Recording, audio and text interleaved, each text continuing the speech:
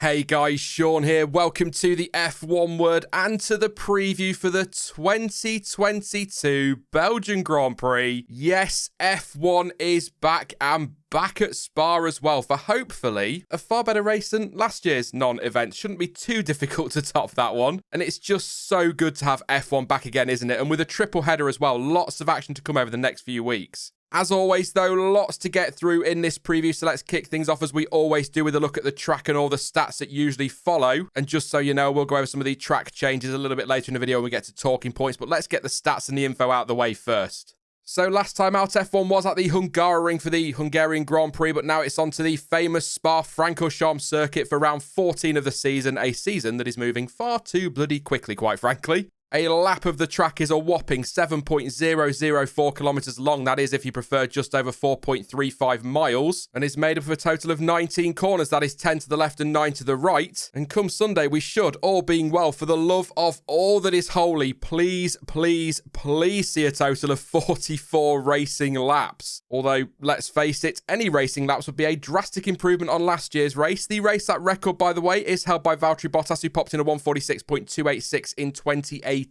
And the fastest that we saw all weekend last year was a 144.472, and that was set by Max Verstappen in FP2. And I will stop banging on about it after this, I promise, but the Dutchman was awarded victory on the Sunday despite the lack of racing, and was classified ahead of George Russell and Lewis Hamilton, with the top 10 drivers being awarded half points because the race did not make it the required 75% distance for full points to be handed out. However it was achieved, though, it was still great to see Russell get his first F1 podium after a fantastic qualifying performance. And it was amazing as well to see Williams up there again for the first time in 4 years. 4 whole years. I'm trying to think of something else relevant to the number 4 other than maybe Lando Norris or Sebastian Vettel and Alain Prost's number of world titles. Oh wait, I know. It's also the number of tyres fitted to an F1 car. Silly me. It's tyre talk time. That's acting. The compounds available for this weekend are right down the middle of the Pirelli range, and they are the hard C2, the medium C3, and the soft C4.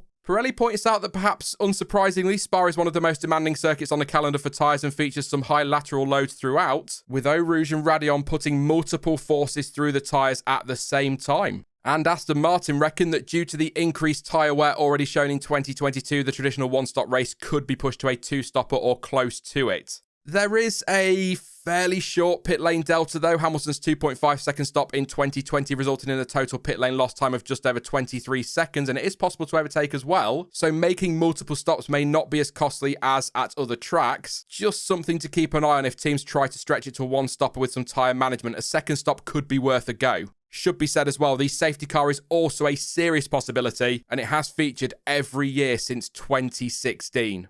Weather-wise, it looks like a little bit of a mixed bag this weekend. Rain is currently expected to hit the track on Friday with around about a 65% chance of a shower during FP1 and a 50% chance for FP2, with highs for Friday running of 21 degrees. There is a threat of rain for FP3 too, but that does drop off in time for qualifying, going from 30% down to around 15%, with highs for quali currently expected to hit 19 degrees. And you will be very pleased to hear, I'm sure, that although there is a lingering threat of rain for the race, it is forecast to be a dry one with highs of 20 degrees for the start of the Grand Prix. Usual disclaimer though, that is the forecast at time of recording, so this could all change by the time we get to the weekend. It is also Spa, and cliche alert, the circuit is known for almost having its own climate, so forecasts aren't always all that accurate. I mean, you could argue that point for most places and forecasts, but more so for Spa. And your schedule for this weekend's Grand Prix is, shock horror, exactly the same as most of the races in Europe. So that means, as always, FP1 will kick the weekend off from 1 PM BST on Friday, and that will be followed by FP2 from 4 PM. FP3 gets the Saturday F1 action started from midday, with qualifying underway from 3 PM later that afternoon. And it is lights out for the race on Sunday at 2 PM, and once again, that is in UK time. Now, before I get onto the flashback and make some probably horrendous predictions, let's have a look at 3-ish talking points ahead of this weekend's action.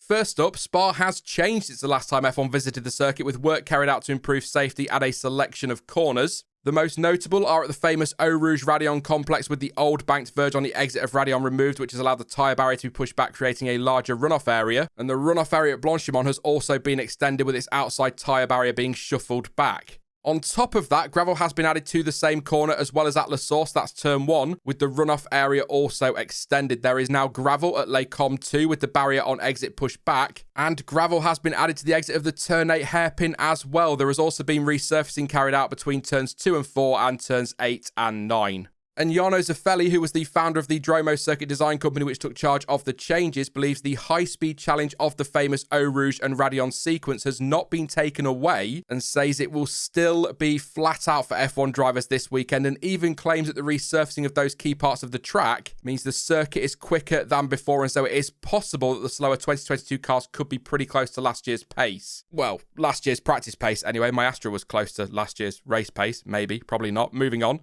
This weekend sees a new technical directive come into effect as the FIA attempts to control porpoising and bouncing, all in the interest of driver safety. The directive, rather catchily titled TD039, looks to measure and monitor the vertical forces acting on the 2022 cars, essentially setting a cap, if you like, which teams must not exceed. The FIA will also be monitoring the plank on cars by stipulating the method used to mount it and the skid plates as well to make sure they are not wearing too much, which can lead to the excessive bouncing or porpoising we've seen this season. That is the very short of it. It is a lot to go over in this preview, so I will pop a link to F1's Tech Talk article from July in the description, and that will explain it all in more detail if you are interested.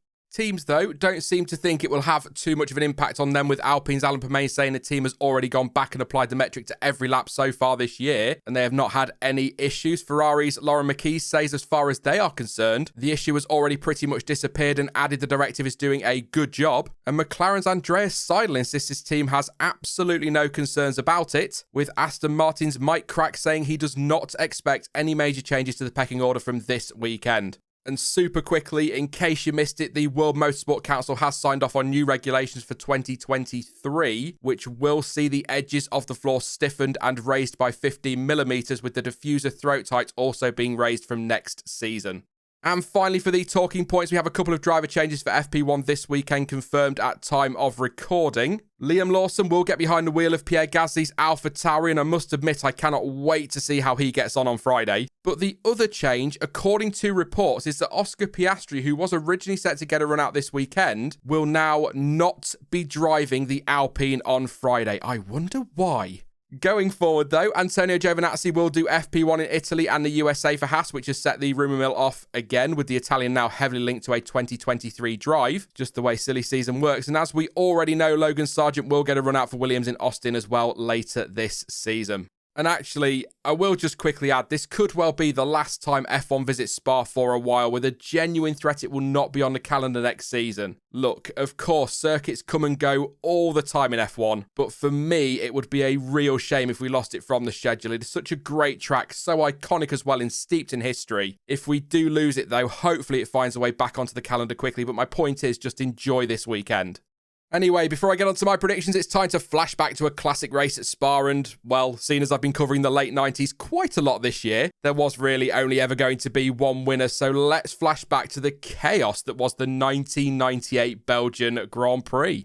Mika Hakkinen would start the race on pole and led the field away on a wet track, and the Finn got a great start, as did Jacques Villeneuve actually in the Williams, going from P6 to P2 by the exit of turn 1. However, behind them it all kicked off with David Coulthard losing control of his McLaren and spearing into the inside wall and then bouncing back across the track, causing a massive chain reaction which saw collision after collision with more than half the field involved. Slight tangent, but still relevant. My everlasting memory of that crash, by the way, is actually of a spectator hanging over the fence taking a photo as a wheel flew towards him and looked so bloody close to hitting him, at least from the TV camera angle. All of that brought out the red flag and stopped the race, with the start declared null and void, and of those involved, 4 drivers did not take the restart.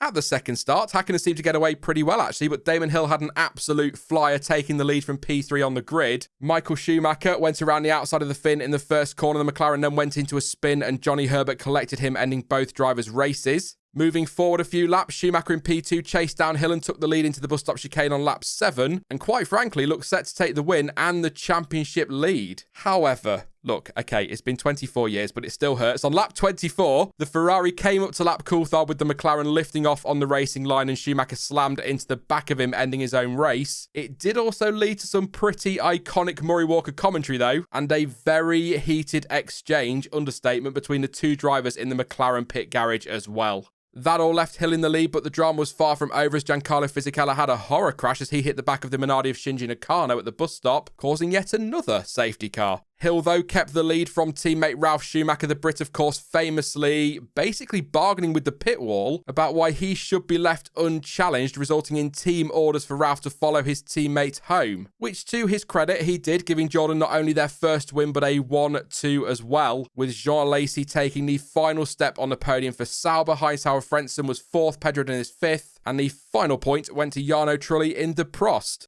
And they were just some of the headlines. So much happened in that race, and it's a Grand Prix I highly recommend new fans go and watch because it was absolutely crazy. And it also highlights how far F1 has come in terms of safety, especially when you consider things like wheel tethers.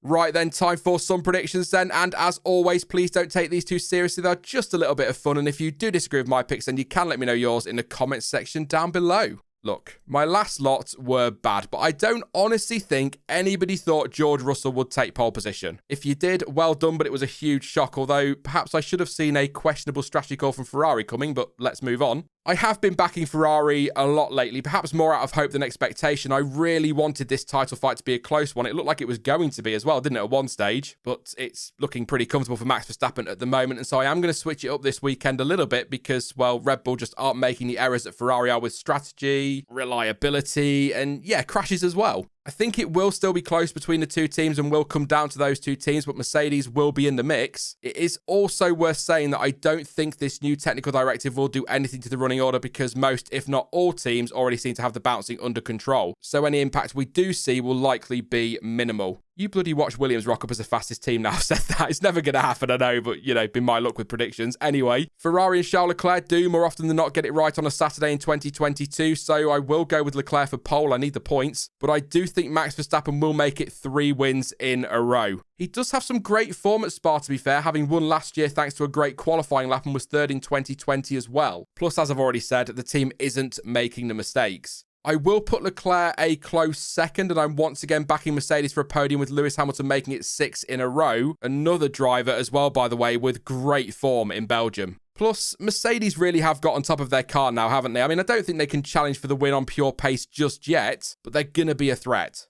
Behind the leaders, gotta be honest, I cannot wait for the scrap between Alpine and McLaren, taking on a whole new dynamic since Hungary, hasn't it? And based on current form and driver performance, I'm backing Alpine to just about outscore their rivals and be best of the rest behind the top 3 teams this weekend. I just want to point this out. Esteban Ocon's DNF at Silverstone aside, Alpine have had both drivers inside the points at every race since Baku. They're having a great season.